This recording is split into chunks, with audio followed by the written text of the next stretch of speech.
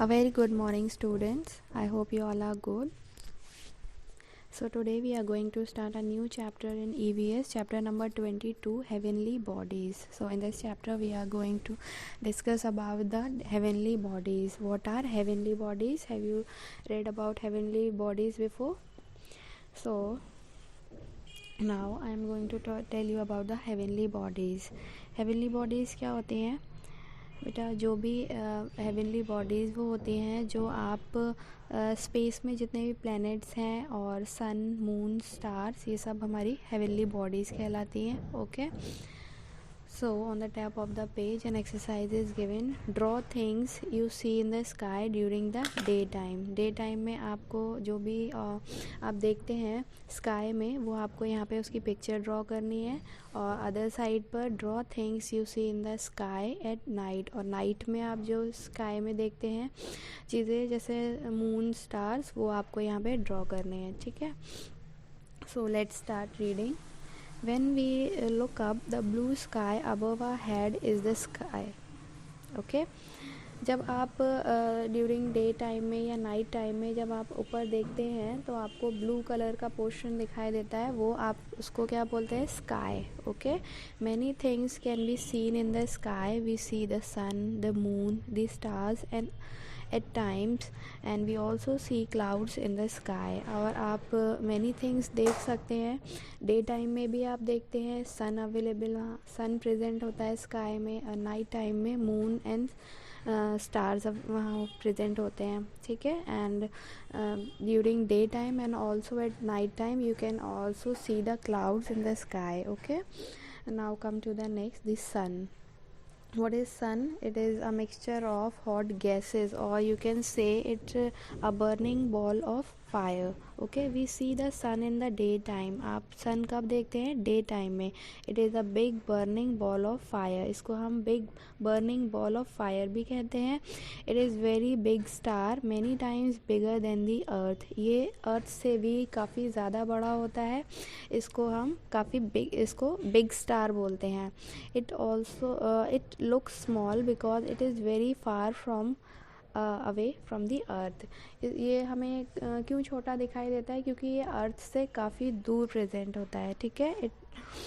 It is made up of hot gases, और ये hot gases से मिलकर बना होता है.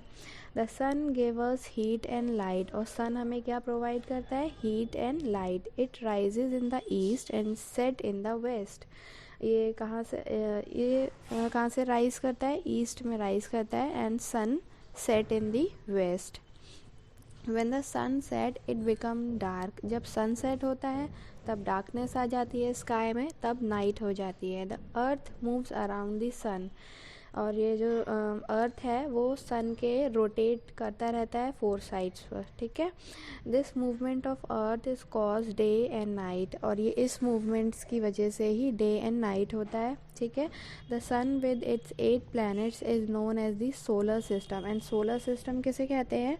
सन के साथ जितने भी 8 प्लैनेट्स हैं उन सब से मिलकर सोलर सिस्टम बनता है. ठीक है. Now come to the next page, page number 110, the moon. We see the moon in the sky at night. moon आप कब देखते हैं? नाइट में स्काई में. ठीक है. It is round in shape and is nearer to the earth than the sun. ये आप नाइट में मून देख सकते हैं और ये राउंड शेप में होता है. ठीक है. ये अर्थ के थोड़ा करीब होता है, इतना नहीं होता है जितना सन दूर है. ठीक है. Sun is very far from the earth and moon is nearer to the earth. Okay. The moon does not have light of its own. Moon की खुद की कोई लाइट नहीं होती है. It shines because of the light of sun. ये sun की light की वजह से शाइन करता है. The earth goes around the sun and the moon goes around the earth. Sun के 4 साइड अर्थ रोटेट करता है and moon goes around the earth. And moon जो है वो अर्थ के 4 साइड रोटेट करता है. ठीक है. There is no life on the moon. Moon पर कोई भी लाइफ नहीं होती है. We see different shapes of moon because the sun lights up different parts of moon on the different days. आप देखते हैं मून शेप्स चेंज करता रहता है। आप कभी ये हाफ होता है, कभी ये फुल होता है, ये जो है सनलाइट की वजह से होता है, ठीक है। The stars at night, the sky is full of stars. आप देखते हैं स्टार्स नाइट में स्काई जो है फुल ऑफ स्टार्स होता है। They are big glowing bodies full of hot gases. ये ग्लोइंग बॉडीज़ होती है जो ट्विंकलिंग करती रहती हैं, ठीक है। ये हॉट गैसेस से मिलकर बना होता है। ये भी स्टार्स जो होते हैं, they have their own light, इनकी अपनी खुद की लाइट होती है, ठीक है। They look small because they are very far away from the earth. ये क्यों छोटे दिखाई देते हैं? क्योंकि ये अर्थ से काफ़ी दूर, very far away they are present, okay. Stars do not move, ये मूव नहीं करते हैं stars, okay. They seems to twinkle when you look at them from the sky. जब आप यहाँ से देखते हैं स्काई में, तो ये काफ़ी छोटे छोटे ट्विंकलिंग करते हुए नज़र आते हैं, ठीक है।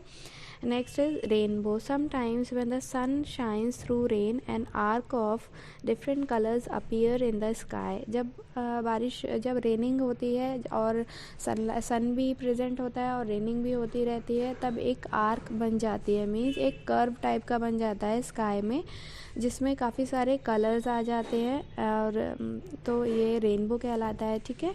तो जो उसमें रेनबो में कितने कलर्स होते हैं? 7 colours. There are 7 colours in the rainbow. और वो कलर्स कौन कौन से होते हैं? Violet, indigo, blue, green, yellow, orange and red.